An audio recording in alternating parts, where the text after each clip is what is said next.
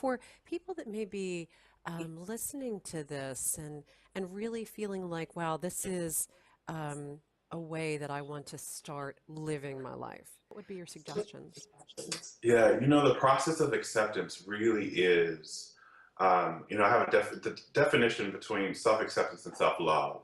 Self-love is really the process of being good to yourself, being good to yourself in your thoughts, being good to yourself with how you feel and in the actions that you're taking. Really being a force of love towards yourself. Self acceptance and self worth is about liking yourself and feeling good about yourself and understanding your deservability.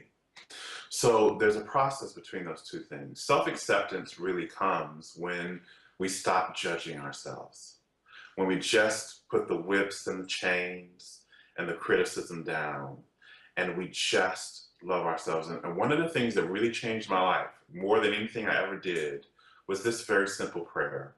It came from a nun, and I can't remember her name. I think her last name is Weirdercom. But the prayer is, "Dear God, help me believe the truth about myself, no matter how beautiful it is." And then another prayer I would say, these two prayers really helped me begin to love and accept myself. "Dear God, who am I when I am no longer judging myself? Who am I when I'm no longer judging myself?" Because it's a process. I think before we begin to get into all the different action steps, what really makes a big shift in our lives is if we would just ask some questions. If we'll just ask some inner questions of ourselves and of God, asking help from the universe, source, inner being, whatever you identify with. But those two prayers really helped me. And then inner questions like, when do I feel most alive? What am I doing that makes me feel most alive? When do I feel most like me? When do I feel most happy? What am I doing? What's happening in my life? What am I doing in my life that I know that I don't want to do anymore? Asking those simple, gentle questions will begin to give us a larger picture of who we are, how we really feel when we're not in the rat race of thinking we need to improve ourselves instead of accepting ourselves. There's a quote by Dr. Robert Holden that, is the overarching theme of my life right now, which is there is no amount of self-improvement that can make up for a lack of self-acceptance. So looking at, instead of making the decision and the commitment that you're really going to accept yourself, just making the commitment and the willingness to do it will start the path. It will start the journey.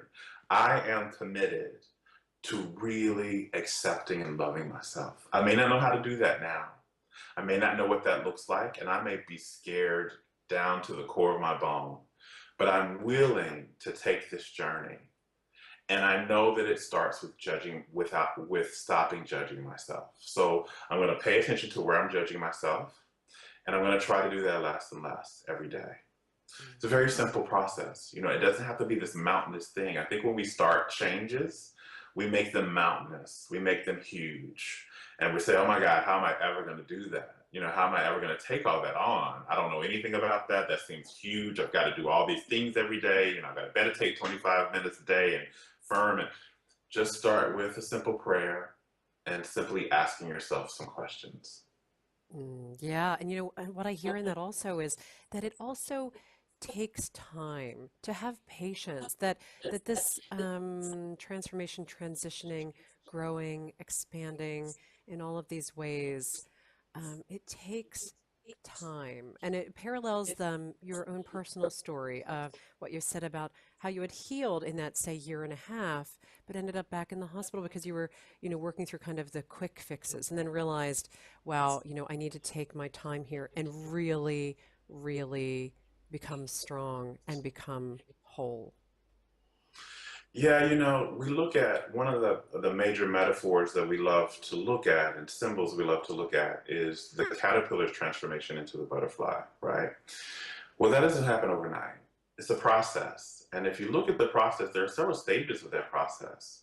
You know, there's the caterpillar that eats. It has to eat an amount in the beginning. It has to eat a certain amount so that it can sustain itself through this process. You know, there's the process when it forms the cocoon, the chrysalis. There's a part inside of that where its chemistry changes. And then there's the part where it is the butterfly and it has to rest for a minute before it breaks out. So there's processes, there's changes. And I think when we're, again, this is part of your loving yourself, being kind to yourself and allowing yourself to take the time that you need and not trying to rush.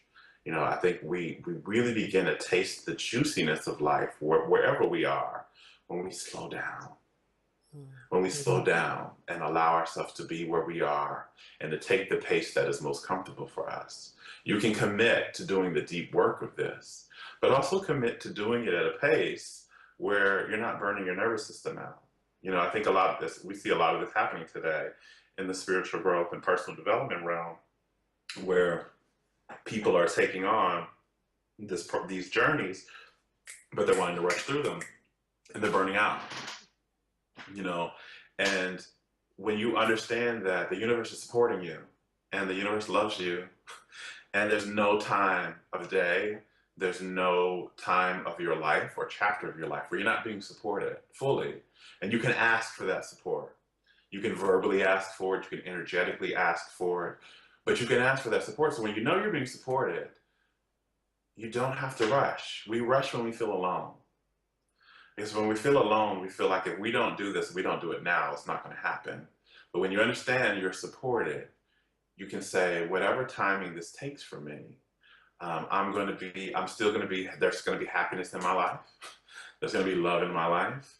And I'm going to have everything that I need so I can be where I am and it's okay. Jerome Braggs, thank you so much for sharing these beautiful and strong messages. And for anyone who would like to contact Jerome personally, you can do so at his website, jeromebraggs.com, and that's with a double G. Jerome, thank you again. Thank you so much. This was an honor. Thank you from me as well.